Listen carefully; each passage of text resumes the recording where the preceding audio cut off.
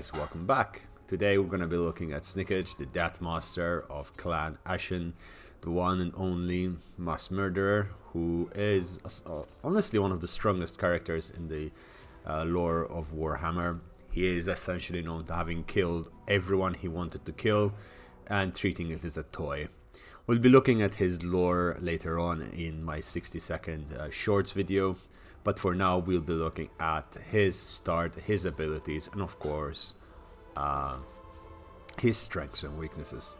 Starting off, he is a Skaven, so he has the Under Empire, he has food, which he needs for his economy, and of course he needs Skaven corruption, which does hurt your public order, but it helps you spawn more clan rats when you are in mid-fight. Clan Ashen have some special abilities, most notably the Shadowy Dealings, which when you level up fully you get the Thanos Snap every 50 or so turns, allowing you to essentially eradicate an entire faction from the map and killing their legendary leaders, exploding each and every one of their cities in rebellion, and well, making your life easier.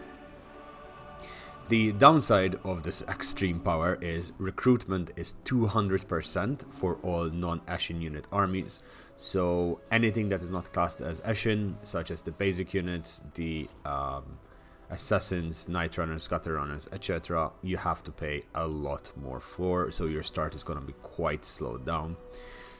The good part of Clan Ashen is your lords never defect, which in a way is good if you are a non-cheesy master, but if you want to cheese the game with the Lord Cheese, which essentially is shown very well with Marathi and a video by Mercy the Mad, I honestly suggest you go see that. It's a really cool way of leveling up your heroes and lords fast and early on. And then you also get Night Runners and Gutter Runners that have armor-piercing, warp-infused projectiles, which essentially makes them stronger and better and honestly good to use. The Lord effect of himself, the Deathmaster, he has 25% extra ambush chance. Heroes embedded in his army get 8 extra melee attack, and everyone gets concealment bobs. Essentially, you're gonna always ambush someone, as is with Skaven. You want to get him a stack of assassins, and then kill everything and everyone with assassins. And we're gonna start off. I don't know why this is on easy. I'm gonna put it all on legendary again, just in case I start a campaign and I started on easy without realizing. And we're just gonna jump in and see the start of the campaign. As the Deathmaster, you start at the easternmost side of the map. You start in Flayed Rock, and in your army you start off with Ashen Triads, which are a unique Ashen unit, Warp Grinders, Clan Rats, some Gutter Runners, Night Runners, and some Night Runners with Slings. You also start with an Ashen Sorcerer with their unique class of magic, which is the following Ashen stuff, where you have lots of damage mixed in with debuffs, and I accidentally clicked at that, and a number of buffs for your units to run away. Black Whirlwind is really strong vortex spell, quite useful in the early game, so you're going to want to level up your Ashen Sorcerer as much as possible. With regards to your location, you really have one way to expand, and that is westward. Westward, you will find yourself at odds with the Red Cloud Goblin Gang. They are quite pissed off that they have Deathmaster. You should deal with them relatively easily. And then as you're pushing towards west, there's Imrig, there are dwarfs, and there is Malus down this way. Eventually you'll meet Krogar, the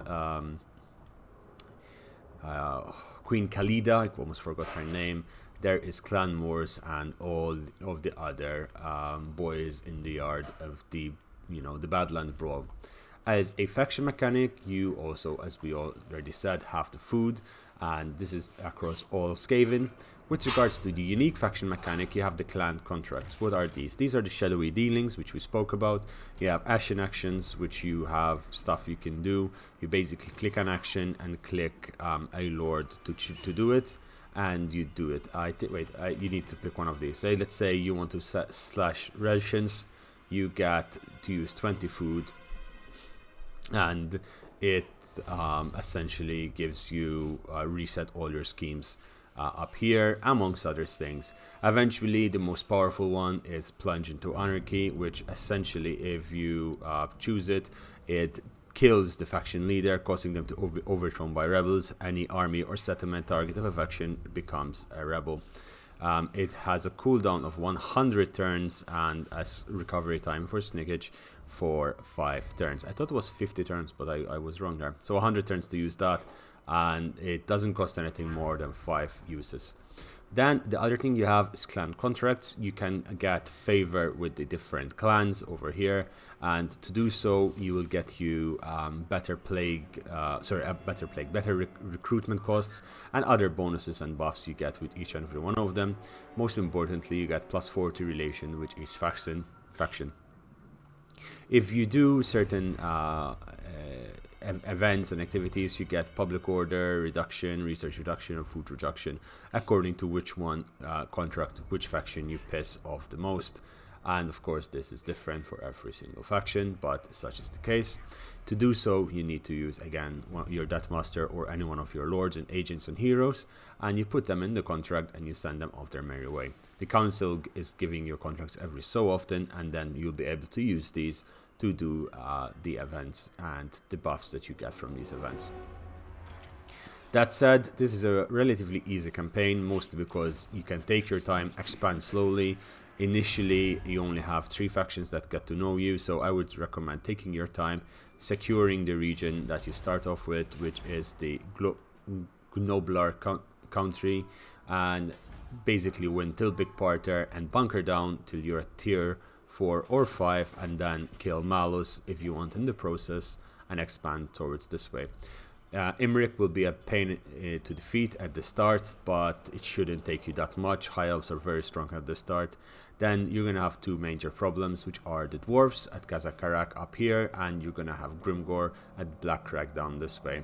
Ideally, what you would do to defeat them is to take Blackcrag and Karak 8 Peaks, secure that location, secure sort of an alliance or a trade agreement at the least with Clan Moors so you don't get backstabbed, and then take out the dwarves before they grow and confederate everyone. With that said, ladies and gentlemen, I hope you're having a lovely day. I want to remind you all that this Saturday, the 9th of January, I'm going to be doing a 12-hour live stream with Deathmaster as my legendary lord. I'm going to be doing a This is Total War campaign, so I'm going to make sure that I have no diplomatic relations with anyone. The idea is to survive 12 hours and collect £100 for charity. The charity of choice is Gosh, which is for the Great Ormond Street Children's Hospital, and we're hoping that this will help those in need just a little bit. This is my 1,000 subscriber special, and I'm doing it as a thank you to the community and giving something back. Thanks everyone for subscribing. Thanks everyone for supporting me. It's been a dream come true to get to 1,000 subs. Honestly, it genuinely means the world to me, and hopefully I can keep doing this, and hopefully you guys enjoy it. With that said, take care, and I'll see you tomorrow. Bye!